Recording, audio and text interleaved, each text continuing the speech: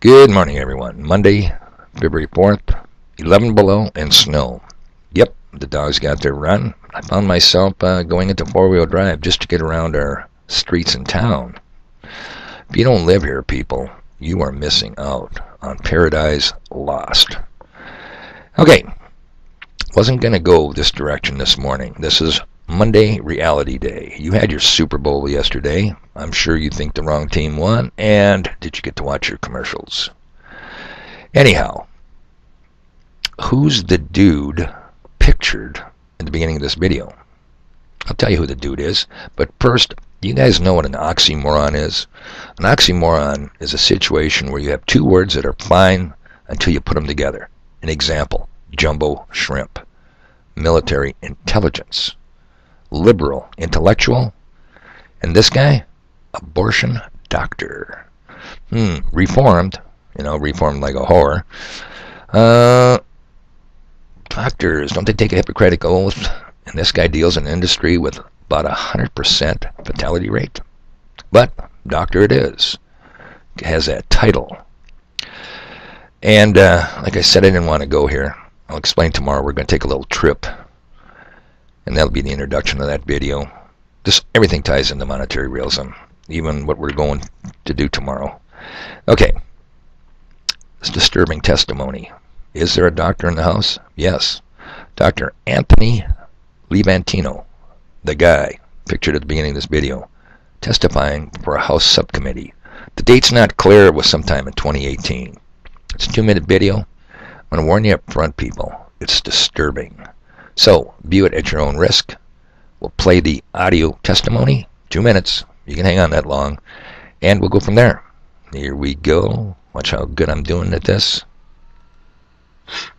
Second trimester D&E abortions performed between roughly 14 and 24 weeks of gestation. Your patient today is 17 years old. She's 22 weeks pregnant. Her baby is the length of your hand plus a couple of inches. And she's been feeling her baby kick for the last several weeks, but she's asleep on an operating room table. You walk into that operating room scrubbed and gowned, and after removing laminaria, you introduce a suction catheter into the uterus. This is a 14 French suction catheter. If she were 12 weeks pregnant or less, basically the width of your hand or smaller, you could basically do the entire procedure with this. But babies this big don't fit through catheters this size. After suctioning the amniotic fluid out from around the baby, you introduce an instrument called a Sofer clamp. It's about 13 inches long. It's made of stainless steel. The business end of this clamp is about 2.5 inches long and 1/2 inch wide. There are rows of sharp teeth. This is a grasping instrument. When it gets a hold of something, it does not let go. A D&E procedure is a blind abortion, so picture yourself introducing this and grabbing anything you can blindly and pull, and I do mean hard, and out pops a leg about that big, which you put down on the table next to you. Reach in again, pull out an arm about the same length, which you put down on the table next to you. And use this instrument again and again to tear out the spine, the intestines, the heart and lungs. Head on the baby that size is about the size of a large plum. Can't see it, but you've pretty good idea you've got it if you've got your instrument around something and your fingers are spread about as far as they go. You know you did it right if you crush down on the instrument and white material runs out of the cervix. That was the baby's brains. Then you could pull out skull pieces. And you have a day like I had a lot of times. Sometimes the little face comes back and stares back at you. Congratulations, you just successfully performed a second trimester D&E abortion. You just affirmed your right to choose. Wow, wow, wow, wow. Okay, gruesome, huh? And I couldn't help but thinking, hey, what if that guy wasn't an abortion doctor? What if he's a doctor of veterinary medicine and he was describing the procedures they use on cute, lovable little puppies?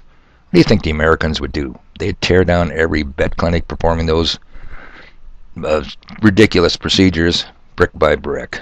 And I wouldn't want to be the doctor of veterinary medicine doing that to a little puppy. Just to make your day complete, I'm going to ask you guys to do a little homework. I'll give you some information on it. HEK293. HEK293. A product by the, what is the name of this company called? Oh, Senomyx. SENOMYX. I went to Senomyx website, but guess what? You can't view the website anymore. Now what does Sonomics do? They have a list of patented flavor enhancers. What's the HEK? Human embryonic kidney cells. Of course, they're only grown in tissue and would not be a byproduct from the aftermath of an abortion. No, they would never do that. A flavor enhancer, people, in our food. You don't think this is a nation of ghouls? It's incredible.